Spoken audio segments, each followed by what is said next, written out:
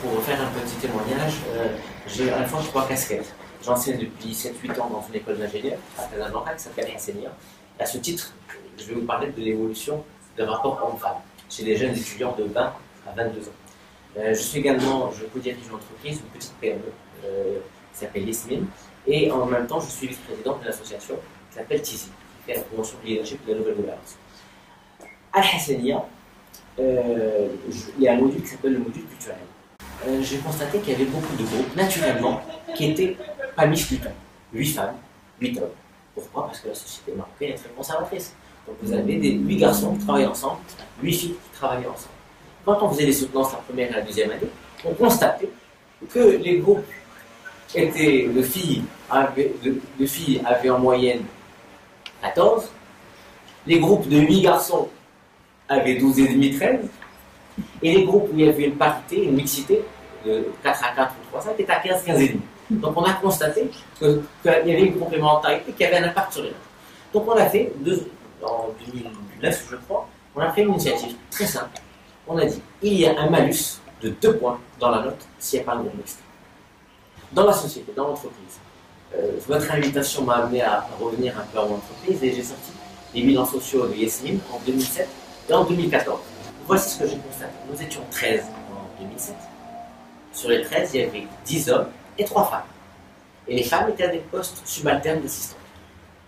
Aujourd'hui, en 2014, nous sommes 33. Nous sommes 15 femmes et 18 hommes. On est passé de 23% de femmes à 46% de femmes. On a doublé. On n'est pas encore à la parité. Le plus important encore, c'est que dans le comité de direction, il y a une femme. Il y a 2 femmes qui sont directrices de département et des chefs de service. Donc on a féminisé les effectifs. Quel est le constat après? C'est que nous ne sommes plus un promoteur immobilier comme il y a 8 ans. Parce que la féminité, les valeurs féminines, la perception féminine a intégré les différentes composantes de la décision d'entreprise. Comment? Avant, on allait voir un architecte homme qui faisait des plans hommes, un bureau d'études homme qui exécutait des plans, etc. Aujourd'hui, nos prestataires sont encore malheureusement souvent des hommes, mais dans la conception des appartements, des lieux de vie, des appartements essentiellement, nous avons des focus groups avec des femmes, des résidentes qui sont prescriptrices ou acheteuses, qui vont influencer la conception de l'appartement, la création de l'appartement.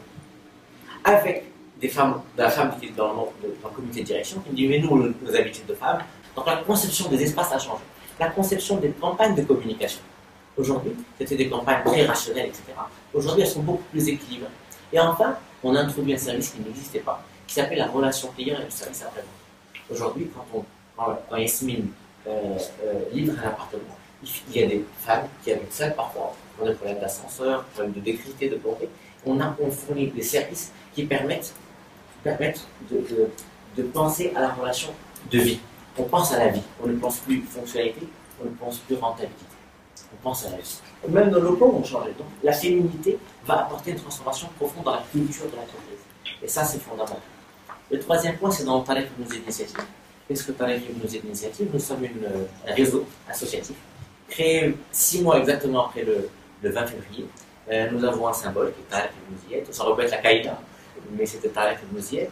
Et malheureusement, dans nos instances, il y a très peu de femmes. Déjà, nous sommes 700 signataires, il y a 30% de femmes. Ce qui est pas mal dans le politique, hein. Pouvoir attirer 30% de femmes, c'est pas mal. Mais dans notre bureau exécutif, nous sommes 13 personnes et 2 femmes seules, soit 15%. Ce qui est très faible.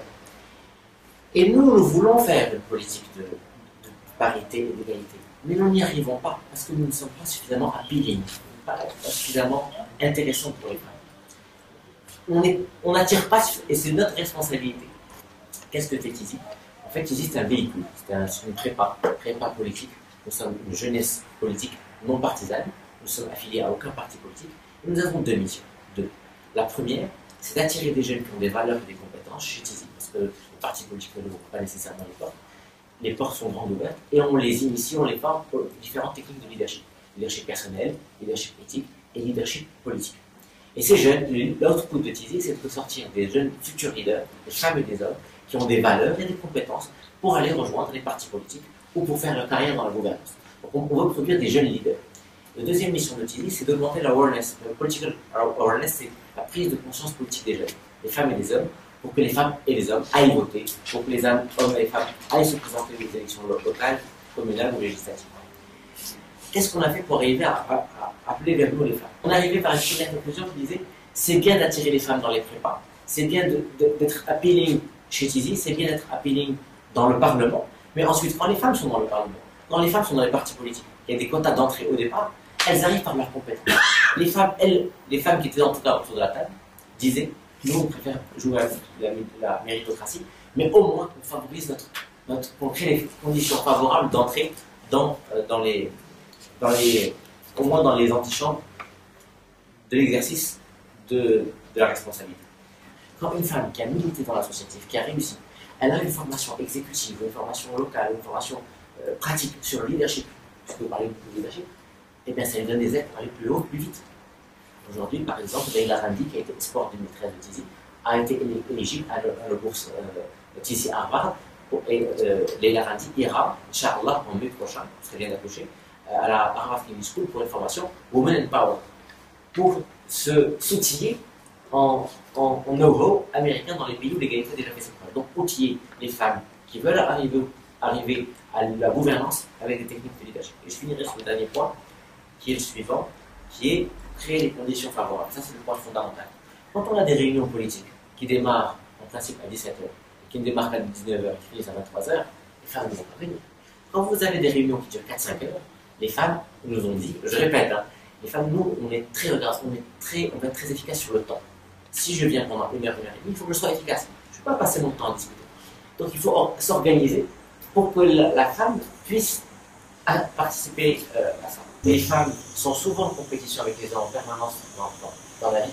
Si on les ramène dans le politique pour être dans une concurrence déloyale, ça ne les intéresse pas. Il faut qu'elles arrivent dans des systèmes politiques, des processus dans lesquels elles ont toutes les chances de réussir.